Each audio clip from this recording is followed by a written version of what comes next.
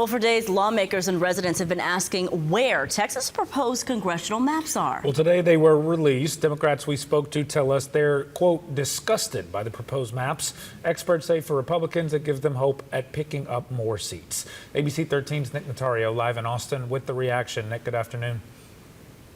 Good afternoon to you both. And I asked a Democratic lawmaker, what was your reaction when you saw these this morning? He told me that he couldn't believe it, and he said that he's been a part of a couple of these redistricting efforts in the past, and he's never seen anything as bad as that, as these proposed maps. Now, while he's upset, on the other hand, political experts say this could be really good news for Republicans who could pick up more seats in Congress. The thing is, though, there's still a long ways to go before any of this is put into place. Now, let's go ahead and show you how different districts in the Houston area could become. The proposal splits the 29th congressional district. It also shifts the 9th congressional district from the southeast to the northwest. What this means is your member of Congress could change. Now, normally this is done every 10 years. However, the Department of Justice told the state its current maps that were approved 4 years ago are discriminatory. ABC 13 confirmed President Donald Trump told state GOP members he wants to flip 5 seats Republican.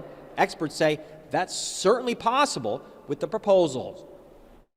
They are definitely designed to take out current Democratic members of Congress and to elect more Republicans. The current map is already bad. This map that was filed this morning is horrendous. Just horrendous for Black and brown communities. And we will have to use every political means necessary to fight these maps.